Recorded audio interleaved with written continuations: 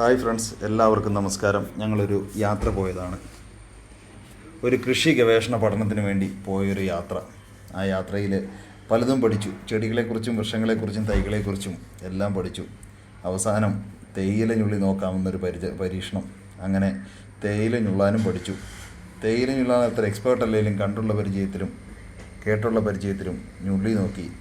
അതിൻ്റെ കൂമ്പ് എവിടെയാണെന്ന് അറിയത്തില്ലാത്തതുകൊണ്ട് വീണ്ടും വീണ്ടും പറിച്ചു.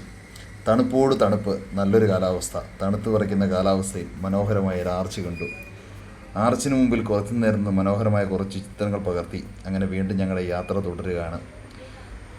വയനാട്ടിൽ നിന്നും ചുരമിറങ്ങി വരുന്ന വഴിക്ക് പാതയിൽ ചുരമിറങ്ങുന്നതിന് മുമ്പ് നല്ല മനോഹരമായ വീടുകളും ഗംഭീരമായ കാലാവസ്ഥകളും നമുക്ക് കാണാൻ സാധിച്ചു. ഈ കാലാവസ്ഥയിൽ യാത്ര ചെയ്യുമ്പോൾ റോഡിൻ്റെ കൊട്ടിയൂരിൽ നിന്ന് ഏകദേശം 15 കിലോമീറ്റർ പാസ് ചെയ്തപ്പോഴത്തേക്കും കാലാവസ്ഥയിൽ വന്ന മാറ്റം വളരെ വ്യത്യാസമായിരുന്നു. മഞ്ഞു മൂടിയ പ്രദേശത്തൂടെ യാത്ര ചെയ്യുമ്പോൾ എതിരെ വരുന്ന വാഹനങ്ങൾ ബൈക്കിൽ വരുന്നവരെ കോരിത്തെരിച്ച് തണുപ്പിനെ അഭിമുഖീകരിച്ചു പോകുന്നു. ഞങ്ങൾ ഗ്ലാസ് കയറ്റിയിട്ട് കൊണ്ട് വലിയ പ്രശ്നം വന്നില്ല.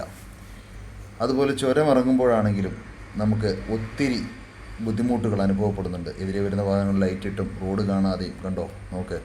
അപ്പോൾ ഇങ്ങനെ ഒരു യാത്ര കൂടി ഞങ്ങൾ കഴിഞ്ഞ ദിവസം പോയി. ആ യാത്രയിൽ കുറച്ച് ഇനിയും വിശേഷങ്ങളുണ്ട്. അത് ഓരോരോ വീഡിയോകളിലൂടെ നിങ്ങൾക്ക് കാണാം. നന്ദി. നമ്മുടെ ചാനൽ സബ്സ്ക്രൈബ് ചെയ്യുക. എല്ലാവർക്കും നന്ദി, നമസ്കാരം.